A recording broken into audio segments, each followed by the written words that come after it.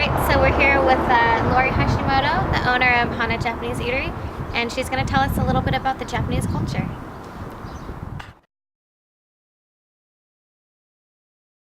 What are some important aspects of Japanese culture? I think some of the most important aspects of Japanese culture are mannerisms, common courtesies. I think that when you have such a large amount of people living in such a small landmass, it ends up becoming something that not only do they do out of environment, but they do out of the fact that when that is the situation, in order to have order and not have chaos, people need to follow common courtesies that happen in the country, which allows them to be able to live more harmoniously together. What are the biggest differences between the United States and in Japan, since you have visited before? I think some of the biggest differences in the United States and Japan is that I think amongst society and understanding kind of the way people are socialized, in America, it is truly understood that you want to become an individual. You want to be independent. You want to be the person who stands out, possibly the creative, possibly the person who is the shining star. In Japan, they have a saying, and it's known throughout the country. It's not a regional thing. It's not something that generations say. It's within all of Japanese culture. The nail that sticks out gets hammered down. Have you heard that before? So you've heard that before? Yes. Yeah. I'd never heard that before. So you told me. at the end of the day, I think it's really because in Japan, the expectation is everything is done on the same level. It's done with the same level of quality. It's done with the same thought, method, and process in mind. It's not that one person shines out above another. It really truly is about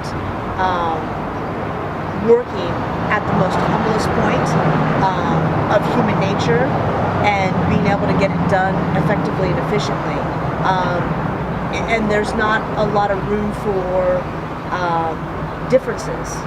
You know, that's why when I look at things that happen in the United States, such as the invention of things that, you know, we have in the United States, we have some of the most world-renowned inventors of anything.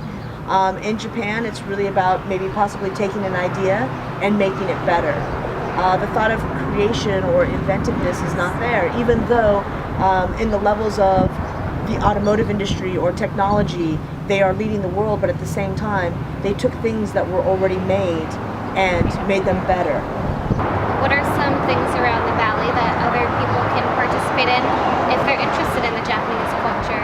You know, I think one of the funnest things that you can do here in the valley, and it's been going on for decades, is the Matsuri Festival downtown. Okay. The Matsuri Festival is held at the end of every February. It's the last weekend of February every year for, I would have to say, the last 40 years. It's a very, very, very fun and interactive festival that goes downtown at Heritage Square. It's always been held at Heritage Square downtown, where people can have the opportunity to enjoy food, art, creative dance, come see some of the vendors that are out there that are selling Japanese goods, products, and services.